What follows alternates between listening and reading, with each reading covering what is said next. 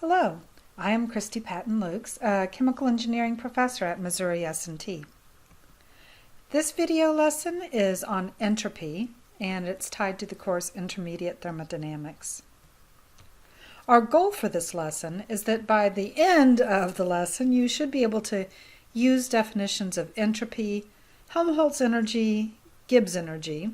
You should be able to write an entropy balance, and you should be able to define a reversible process.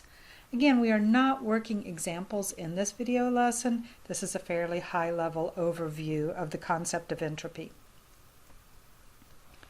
So, what is entropy? It is, in essence, a state function. Okay? It's kind of defined in a roundabout way.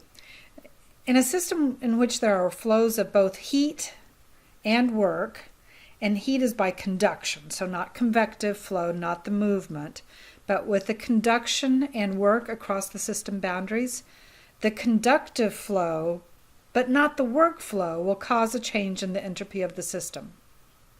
The rate of entropy change is going to be Q over T, where T is the absolute thermodynamic temperature of the system at the point of the heat flow. If you also do have mass flow across the boundary, then the total entropy of the system is going to change due to the convected flow also.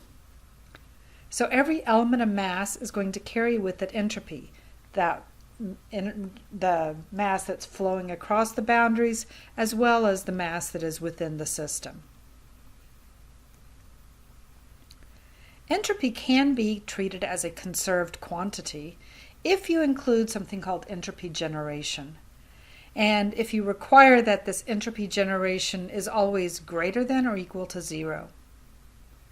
For real processes, entropy generation will be 0 when the system is at equilibrium. Now, the entropy balance that we end up with is that the change in entropy within the system over time is going to be the sum of the flows of entropy in and out, plus the Q over T, so the entropy change due to heat transfer at that thermodynamic temperature, plus entropy generation. If you have a closed system, we would integrate over time. We'd end up with delta S as Q over T plus the entropy generation, because we have no flow in or out. If we have a steady state system, we have no change over time, so we don't need to integrate, but we can break up the sum of the mass flow rates times entropy and look at them so that we don't have to worry so much about the signs, and we end up that the mass times entropy at the exit minus that at the inlet is equal to the heat transfer rate divided by temperature plus the rate of entropy generation. And these are the two forms that you're probably most accustomed to seeing. Now, it's always important to also talk about reversible processes. A reversible process is one where the entropy generation is always 0. In such a reversible process, you cannot have internal temperature changes, pressure changes, velocity changes, and therefore there can be no internal flow or viscous dissipation. That would be frictional losses. Real processes are never reversible, but we use these as a model for what could be. When you define entropy, it also allows you to define two other forms of energy. So we've started with internal energy U, and we added to that family enthalpy, which was U plus PV.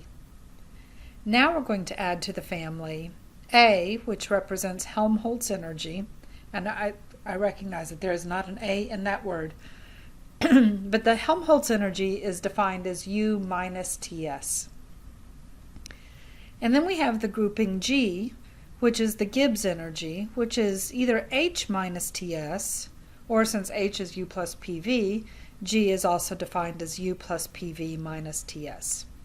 And we're going to find more applications for these, as well as applications for these imagined reversible processes and the entropy balance in future lessons.